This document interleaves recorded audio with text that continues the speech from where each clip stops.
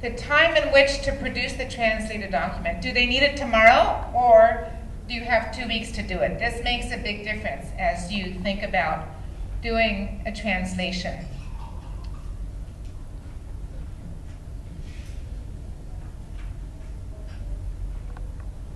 So is there anybody in the organization that will make some decisions about the format? Now, some of our languages take more words to say the same thing that in English takes just a few words. So that's going to change how it looks on the page. And if there's a picture, that takes some room too. And you know, are you going to have those extra words wrap around the picture, or are they going to come down below it? There's a lot of formatting considerations in that final document.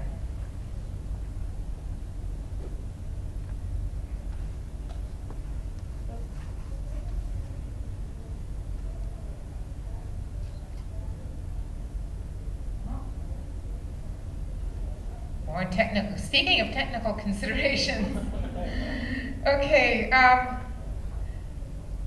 So it's good to also know: are you the kind of person who is very, very much attached to your work and you hate to get critical feedback?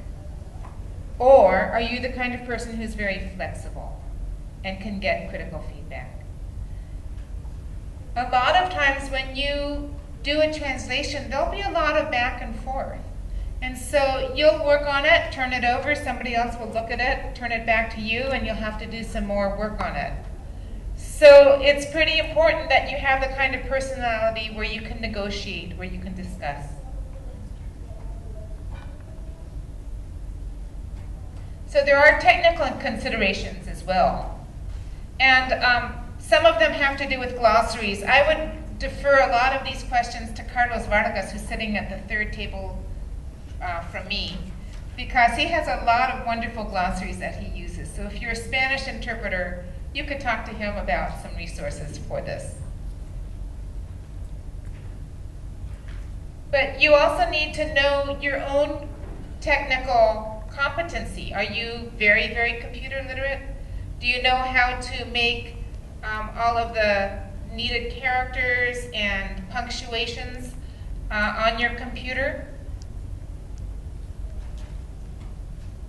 If there's a different alphabet, do you have the right keyboard and the program?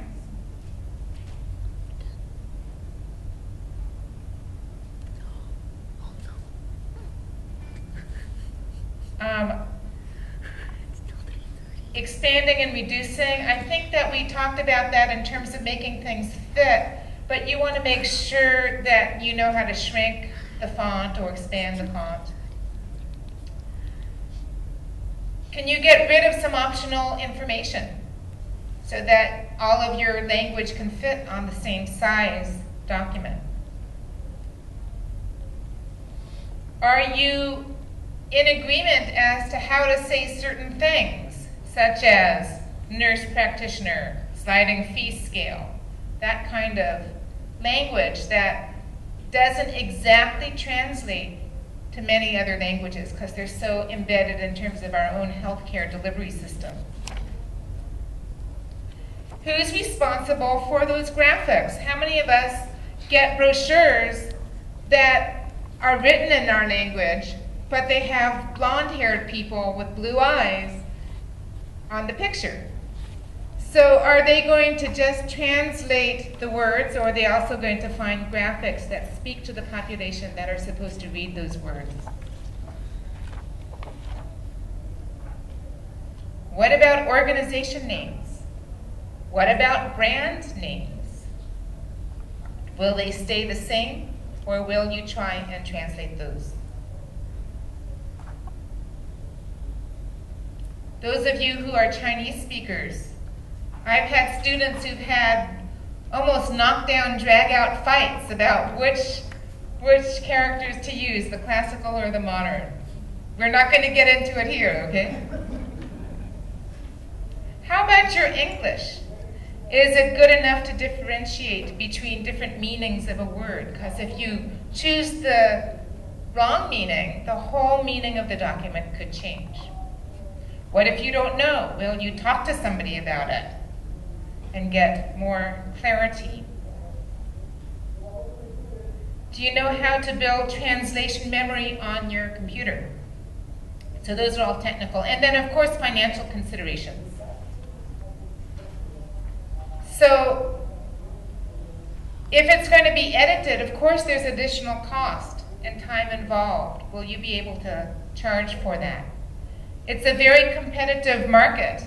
And a lot of translation is now being sent offshores. So what does that mean in terms of how much you can charge? The market is pretty tough right now, and a lot of people are looking for work, as we know. And a lot of the big companies now are contracting or subcontracting at around 8 cents a word. But if you work directly for a client, sometimes people will be charging around 10 cents a word. So you need to ask a lot of questions before you make that decision as to what you're going to be able to charge. The rates differ also according to the document that's going to be translated and according to the immediacy of the need. So if somebody wants it tomorrow, you can actually ask pretty much whatever you want, right? They have to have it tomorrow, Jaco's coming. Right? Mm-hmm. But if somebody says, well, it's going to be a couple of weeks, you know, and we're putting out competitive bids on this, that means that you'd have to really be the low bidder in order to get that assignment.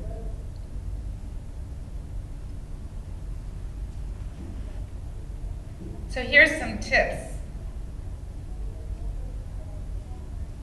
To be a great translator, as Carmen said earlier, you should be somebody who loves language. So read a lot. And read the kinds of materials that will expand your vocabulary in the area that you hope to translate in. So if you want to translate for legal stuff, read some detective novels. A lot of them are very, very descriptive. If you want to translate for health, read a lot of information on health. And pick up every brochure that you can find when you go to your own doctor. Watch TV. How many of us hate TV? How many of us love TV? We have a love-hate relationship. But there are programs on television that routinely use jargon from healthcare or jargon from law enforcement. And when you hear those words, jot them down. Don't just go past them. And begin to build those into your knowledge bank about vocabulary. Once you've jotted them down, start using them. Now it'll be really surprising to your friends over dinner when you start using these new words, right? But it's your chance to impress. Really, it's your chance to master new vocabulary.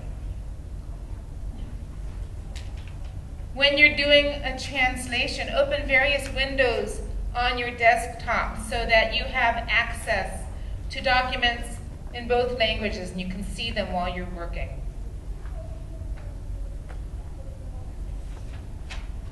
How many of us have tried translation software? How many of us have laughed at what came up after we asked it to translate?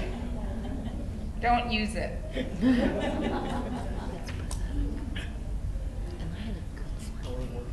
Make sure that the process is clear and the compensation is clear. So this goes back to the previous considerations.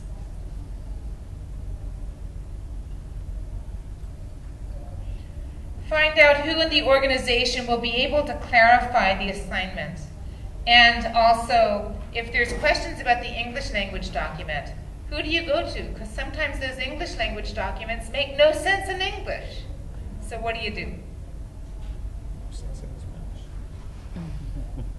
Sometimes something has been translated previously, and sometimes for another healthcare organization. So maybe you can pick up a similar translation and base your work on what's already out there. And then become a specialist in your favorite topic. For example, if what you love to do is information for prenatal patients, become a women's health specialist in translation. And then people will come to you and really see you as the person, the go-to person for that particular topic. Well, there's a bunch of tools that you'll probably need if you decide to start taking translation assignments. Most of these I don't really need to talk about too much. American Translators Association, you can find them on the web. And of course, there's all sorts of conferences that you can go to get more information.